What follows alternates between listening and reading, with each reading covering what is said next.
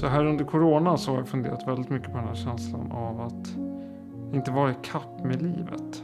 Det är en känsla jag ibland känner, att man inte uppnår det man vill uppnå. Men också i och med att jag inte säkert är ensam med att känna så här många gånger, så tror jag också att det är en djupare och större fråga. För jag tror att det är något som många av oss inte riktigt kan sätta fingret på vad det är. Om jag tar mig till exempel. Jag är väldigt tävlingsinriktad och jag har alltid trott att vara målmedveten och alltid se framåt och alltid ha skygglapparna på, det har varit någonting bra. Men jag tror samtidigt att det kan ha rånat mig på mycket glädje och tillfredsställelse i livet. Men att alltid ha den här inställningen att bli bättre och jobba på sig själv och att jobba hårt, det kan ibland upplevas som en ganska ful sak att erkänna att man gör. Men jag tror också att det är någonting som är djupt rotat inom mig, varför jag gör det. Jag vet att jag inte ska jämföra mig med andra och jag borde fokusera på mig själv. Säg till exempel att du är en bonde och bonden bredvid dig på andra gården gör exakt samma sak det du gjorde. Eller det du gör, i alla fall det du tror att du gör. Men hon på något sätt är mer framgångsrik än vad du är. Hon gör någonting som du inte gör. Och självklart är det av ditt intresse att ta reda på vad hon gör som du inte gör.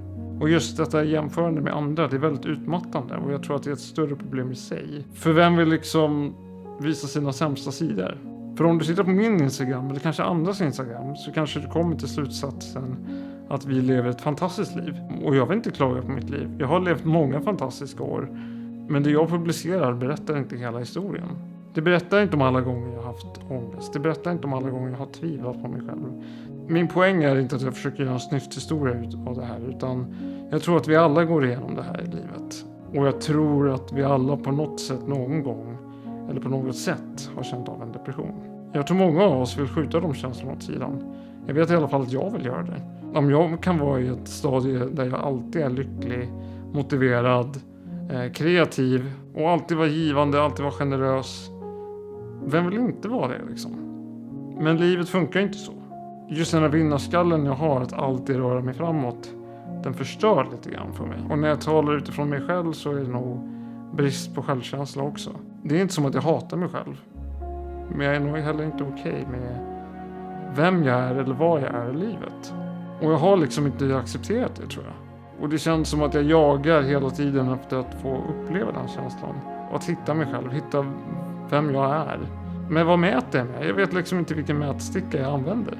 För var kommer den här känslan ifrån?